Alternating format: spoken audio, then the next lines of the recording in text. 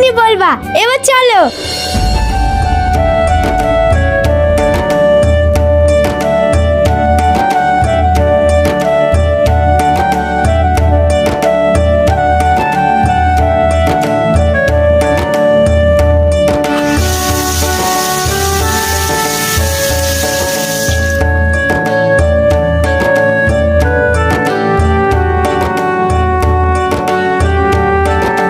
ভেটুল, এসো, হাত মুখটা ধুয়ে নাও।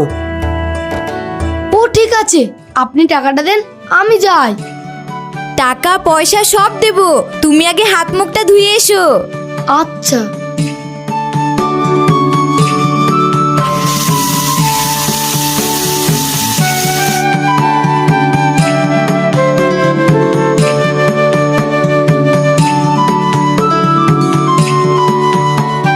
মামা, তুমি এখানে বসো। কেন? আজ আমরা একসঙ্গে খাওয়া দাওয়া করব। আমিও খাবো আপনাদের সঙ্গে। কেন, এই বোনের বাড়িতে খেতে কি কোনো অসুবিধা আছে? অসুবিধা থাকলেই বা কে শুনছে? ভদাই চাচা, তাড়াতাড়ি খাবার নিয়ে এসো, খুব খিদে পেয়েছে। যাই দিদিমণি।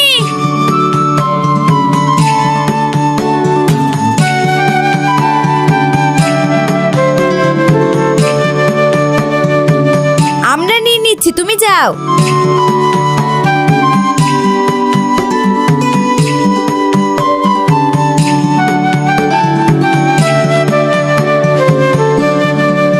তুমি তো বললেই টোটো চালিয়ে সেরকম ইনকাম হয় না।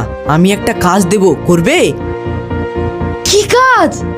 তোমার ভাগ্নিকে প্রতিদিন স্কুলে নিয়ে যেতে হবে আর নিয়ে আসতে হবে। তুমি ঠিক বলেছো। কিন্তু ভাগ্নি আমার টোটোতে করে স্কুলে যেতে পারবে? আরে আমি টোটোতে যাবো কেন, আমাদের গাড়িতে যাব। শুধু তুমি আমার সঙ্গে থাকবে। এখন দিনকাল খুব খারাপ, তাই সঙ্গে তোমার মতো একজন ভালো মানুষ থাকলে আমরাও নিশ্চিন্তে থাকতে পারি। ভাই, তুমি আর না করো না, তোমার খাবার ব্যবস্থা এখানেই হয়ে যাবে। তোমাকে আর হাত পুড়িয়ে রান্নাও করতে হবে না। ঠিক আছে। তাহলে আর দেরি কিসের?